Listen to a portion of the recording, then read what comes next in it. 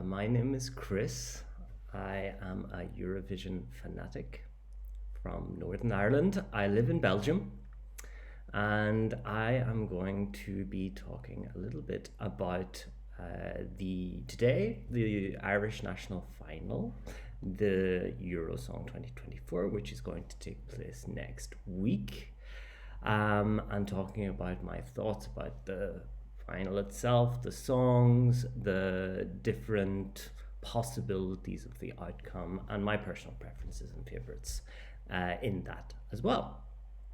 So, firstly, a brief introduction on my side. I have been a Eurovision fan for many, many years. I've watched the first Eurovision I remember is 1998. I'm that old. And I have watched more or less religiously since the finals. It wasn't until last year when I started going to pre-parties that I realized that there's this whole national finals season before Eurovision. So I've never really been into the national finals before. I think I knew that, for example, when the UK or Ireland has national finals, I would have watched them from time to time, but not religiously. It was really all about the Eurovision night itself. And all my thoughts about Eurovision and my kind of impressions come from like gut instinct about how I think things will happen. I'm not always right, of course, who is with gut instinct. But generally, I mean, for example, last year we had the semi-finals before the finals that I watched, and I managed to get 19 out of the 20 qualifiers, almost 20 out of 20, because I almost switched Estonia and Georgia in my predictions versus what actually happened in the semi-final too, but I stuck with Georgia. So I like to think that I've got a good kind of sense of where things may go. That is completely out the window when we're talking about the national finals. I have no idea. So I don't know, I don't have a base for this. This is just, how I feel, and what I see in front of me and what I see in terms of the hype, the etc. that you have. So this year, let me briefly start off with the songs in Eurosong in terms of the overall package of what we have. Is it the strongest national final in the Eurovision world of all the national finals? No, I don't think so. The Late Late Show format, not a great format, especially for certain types of artists, perhaps, and we'll see that, I think, next week. However, I am very happy with the variety now that we have. There's a lot more variety this year than there have been in previous years.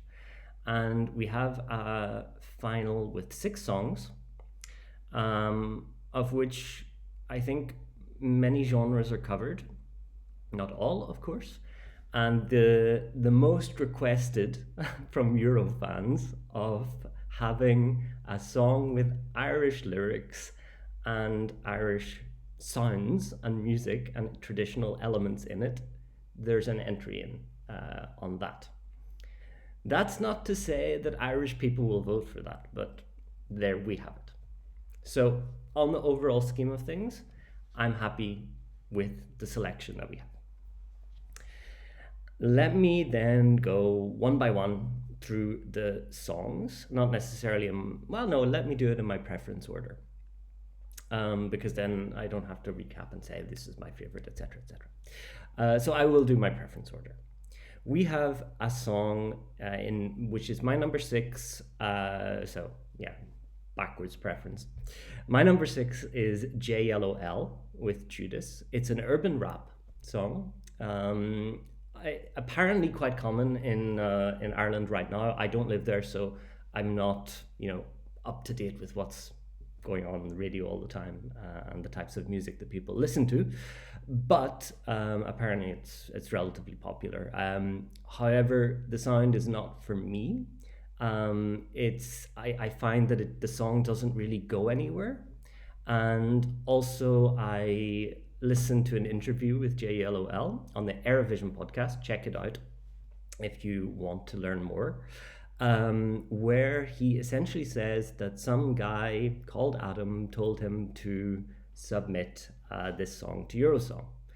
Not a bad idea, but then he goes on to say that he doesn't really know anything about Eurovision or how it works or anything. So he would be very reliant on staging from RTE and the Irish delegation.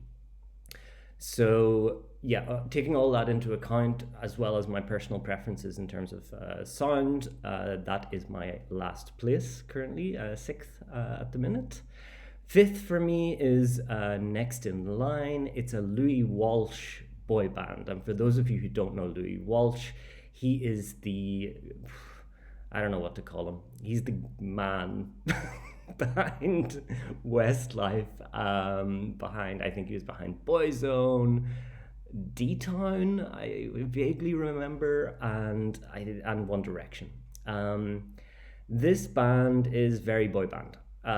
It will appeal to a certain demographic. That demographic is not me. It's not my type of song, although I appreciate that it's easier listening, I think, for a generic audience than JLOL. But for me, it's not my preference. But there's the variety already. You see urban rap, boy band. Okay, so sixth, fifth.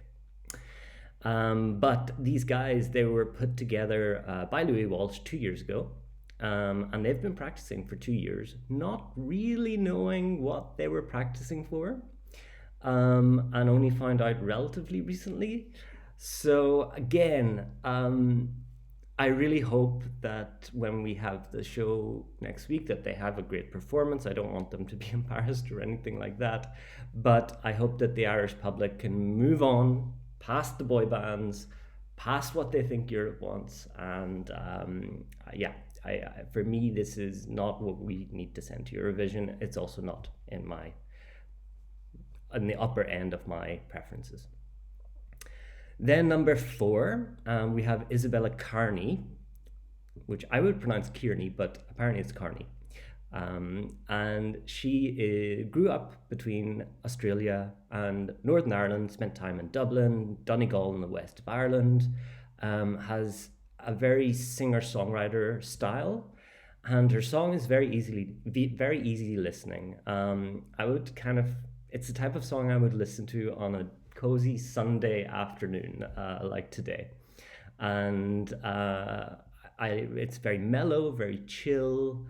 I think the issue that I have with it, without seeing it live, this could change when I see it live, is that I don't feel it really goes anywhere. However, she has a lot of experience, professional experience, in terms of the songwriting aspect. So we'll see how she's able to bring that to stage, because she's worked before with Dami Im from Australia, Guy Sebastian, both Australian Eurovision entries, and not necessarily, I'm not sure if it was their entries that she worked on, but she's worked for them, like helping them write songs, as far as I understood from her interview. And now she's signed and is living and writing out of Nashville in the US. And so this sound is a very familiar sound actually to Irish audiences, because it's something that we would tend to enjoy and listen to. This kind of, I don't know, I wouldn't call it American folksy sound, but it's that element of, there is an element of, let's say, folk chill to it. That I think maybe when you listen to all the songs together, it may stand out, or it may be completely lost. I fear it could be the second, but we have to wait and see how it is in the live. I have no idea how her live performance will be. Then my third place is Erica Cody. And Erica Cody, I personally did not know before the songs came out. Yet she is apparently very well known in Ireland, and her she's worked on, well, she's appeared on Dancing with the Stars, which is a big show in Ireland. She's also going to be, I think, very professional on stage. She's going to have a very good stage show. The thing I like most about her song is not the necessarily the chorus. I don't mind the verses. The verses are nice. The chorus I kind of felt is a little bit of a letdown, but then the post-chorus hits, or the part like that is it maybe the second half of the chorus. I don't know how to refer to it, and that's the thing that can kind of hook people. So there, I think there's potential with that song and with Erica Cody as a performer. So Erica Cody is in my third place, and of course, it will depend on the live show, how I feel about that. In second for me is Ilsha with Gataban, which is the Irish language song, but it's ironically about how we in Ireland have lost the ability to natively speak Irish. We learn in school, we don't speak it on a day-to-day basis. We have some set phrases that we remember, and essentially the song is about those set phrases, things that you will kind of remember. You have like counting, like a hendo tree kaharkuig she Shoutout, and you have gamaleshkil, which is excuse me, and then you have the one which is different in different dialects. So I learned the Ulster dialect of Irish, and I think for us it was Anwil to Dul Gajian Letras, and it's different in this, but Gajian Letras is the same, which basically means, can you or can I go to the toilet? And you would often use that in Irish class in school. So I appreciate that. Maybe would have chosen slightly different phrases myself. Not that I'm going to ever do this, but yeah, I love the thought that's gone into this and the processes that have led to this song coming out and the interpretation. So the music behind it, this kind of party, Celtic party that you can hear in the background, like it's almost mainstream metal. Alt metal. I don't know how to describe the genre pretty well. But then you have the Celtic elements. There are Celtic elements that are very clearly detectable there. And I think this is what a lot of Eurofans want. So if they want it and it's sent from Ireland, there you go. You get what you want. You get what you've asked for. Now it's your job to see if you're going to vote us through to the final. So for me, Ilsha is second. Personally, my number one is Bambi Thug with their song Doomsday Blues. I love this song. Bear in mind, one thing I should explain. Last year, my favorite song was from Serbia, from Luke Black, his song, Sam Mrs. Bava. And I really like these songs that take you on a wacky journey. You're kind of going, what the hell is going on? What is happening? Where is this song going next? And that's what I love about this. You have a very clearly pagan vibe, which is of course Irish, roots and ancestry back, centuries and centuries ago, millennia ago. Ireland, has its pagan roots, and I really appreciate that aspect. Bambi Thug has this hashtag on Instagram that I've seen, which is essentially saying "send the witch," which I agree. I mean, I love it.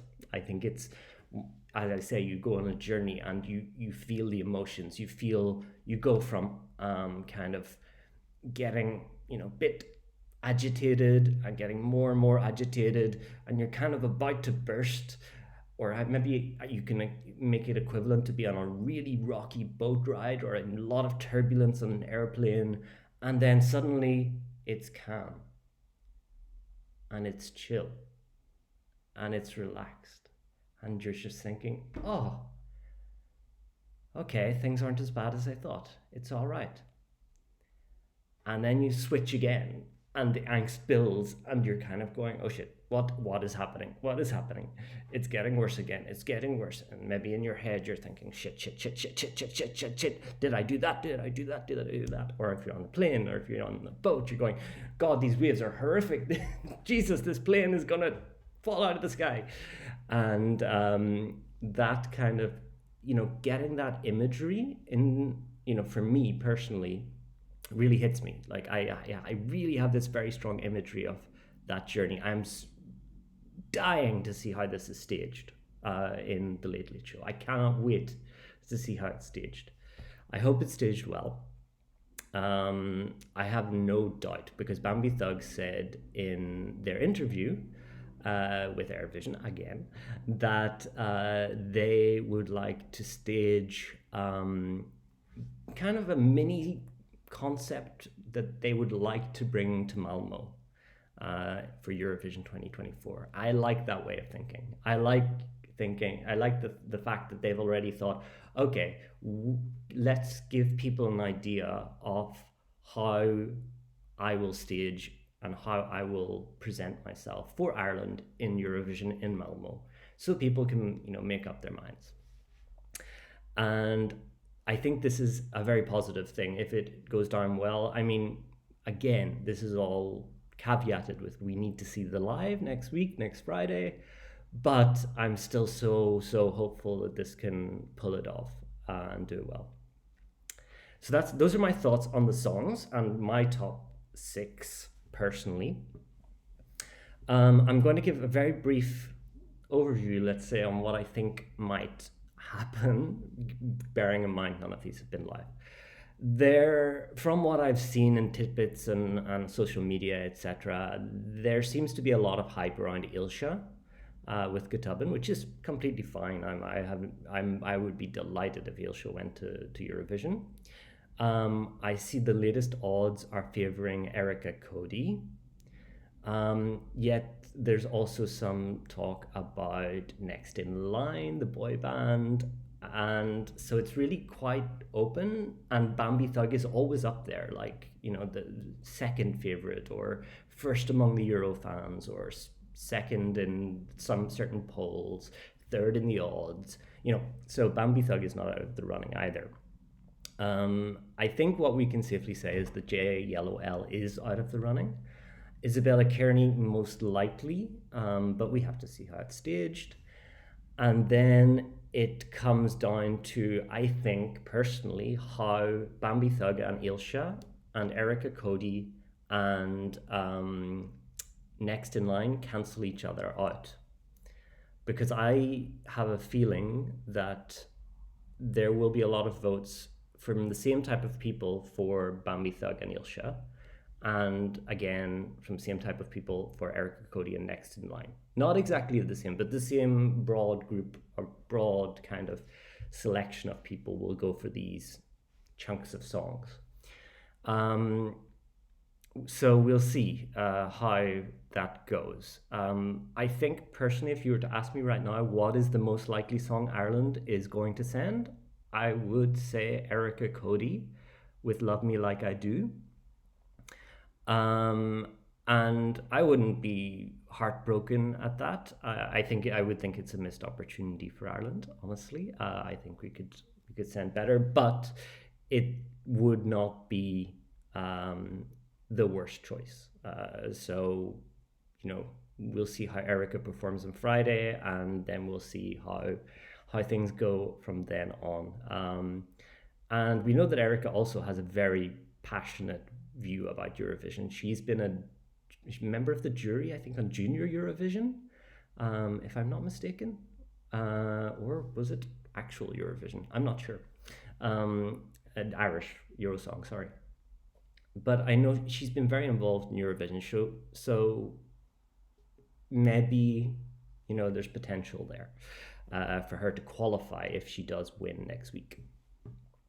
So let's then say we have 4 that are not, no, there are 5 songs that are not complete. JLOL is the only one I'm completely ruling out. Isabella Kearney, I'm mostly ruling out. And then it's between those 4 that are left that I think could go through. And so it all depends, of course, on the live performance. What's best for Ireland to send, in my view, is something completely out of left field, something completely different. And that's why I'm fully on the Bambi Thug and Ilsha wagon. I really want us to send one of those two because I think we need to shake it up. And if they perform live well, we need to send them. So that's one thing. The second thing is that it'll be interesting to see the Late Show format this year because we have a new host in Patrick Keelty, also from Northern Ireland. See if he's able to, bring a bit more kind of excitement. Late Show, for those who don't know, is very much associated with old Irish grannies and mammies who would sit there in the crowd, and it's kind of like Oprah style, and everyone, Christmas show, and everyone gets one for Christmas or something like that. Everyone in the audience. So it's not ideal for a national final, but that's what we have. There's nothing really we can do about it for now. Hopefully, the viewers will, along with the juries that we have an international jury and an Irish jury, and hopefully combined with the viewers, they will send one of either Ilsha, Bambi Thug, or worst case scenario, Erica Cody to Eurovision. But again, all depends on the night. Then will Ireland be able to qualify? No idea. This is something that I don't think we can answer until we see all the Eurovision songs. But based on those songs that I see in other national finals at the minute, I haven't seen them all. I'm waiting to do reactions to some, so I haven't watched them all or reacted to them. But there seem to be a lot of different styles. And you wonder, if we do send something alternative, will it stand out? One, among a bunch of alternative style songs. I think it's partly people, I don't want to say carrier effect because I don't think it's the carrier effect necessarily. I think people realize that, in Eurovision, it's much more than about singing ballads or, what it was back in the 90s and the silliness of the 2000s. And therefore, I really can't tell how Ireland will do if no matter which of those three songs it sends. And I think, but having said that, I do think that we stand the best chance with Ilsha or Bambi Thug. And if nothing else, even if we don't qualify, and in Eurovision, Tom said this in one of his videos lately, even if we don't qualify, I would much prefer to send something that is quality, that is different, that is professional, that looks good and represents us well. Something like Latvia from last year that didn't qualify. I would much prefer that than sending another generic kind of song that we tend to do. So I really hope that we have the confidence to do something different, and the Irish public has the confidence to do something different. We'll see how that goes next week. And yeah, I'm really looking forward to seeing it. I have asked for tickets. I haven't got any yet, so I guess I'm not going. I would have to fly home from Belgium, but I guess I'm not going. And yeah, I'll just watch it with my fingers crossed that we don't send a boy band again, please. So those are my thoughts on the Irish national selection. I do have other views and opinions. Like last night I watched the Esti Lau semi-final with some of the artists that were in there, with Cecilia, Ollie, 5 Minust. I don't know how to say it. So that was really interesting to watch. I'll come back with more reactions on different national finals, different thoughts about different aspects of Eurovision. I will also be attending a number of pre-parties. So I'll be in Madrid, I'll be in Amsterdam, And although I don't think it's an official pre-party, I will be in Oslo for the Eurovision party in April as well. Maybe some others, let's see. So I'm looking forward to those. And I will be for 2 whole weeks in Malmo. So I'm very much looking forward to that and to supporting whatever Irish act, except if it's the same as last year, in which case I will hide and go and support, go and find another equivalent of Luke Black from last year to support. So I hope that this give a bit of insight into how maybe the Irish public see things and the possibilities of coming out of the Late Late Show, what we might send and what might happen next weekend. And I hope that you stay tuned for some more videos that I make. I still have to perfect different softwares. My Mac is incredibly slow, so it's very laggy, and I know I have problems in terms of the streaming quality, so I need to fix that. But that's going to be a work in progress through the season. But feel free to come back, listen to my views, listen to my opinions if you want, comment, let me know where I'm right, where I'm wrong. And there's no right or wrong. We all have our own views, right? So all views are respected. The number one thing before I go, no matter what I think of specific songs, one thing is really important to me. Every single artist is deserving of respect. Every single artist that performs in their national finals, in Eurovision, deserves respect. And I will not at any point in my videos be disrespecting directly any artist. I might call out vocal problems. I might say maybe the staging wasn't great, the live performance wasn't great, but the work these artists put in, and having seen it last year in the run-up to Eurovision, it's so time-consuming, tiring, it's draining. Like, they are pushed to the limits, all of these artists. And having seen that firsthand, there is no way any of them are getting any disrespect. Like, they do not deserve any disrespect. Only respect and love for these artists putting themselves through this, because it is an emotional roller coaster for them. You might think it as a fan that it's an emotional roller coaster, but for them, wow. I mean, the highs and lows, it's crazy. And maybe at some point in one video, I'll talk a little bit about my impressions. I have talked to some of the artists from last year. I won't name names, and got ideas of kind of their how they felt at different stages of the Eurovision season. So, voila, as we say in French, Belgium. Those are my thoughts. Comment down below. Feel free to subscribe. I'm going to try and perfect my upload quality and my video quality. And yeah, I hope that you stay in tune. Stay in tune. Stay tuned, right? And that you come back for the next episode.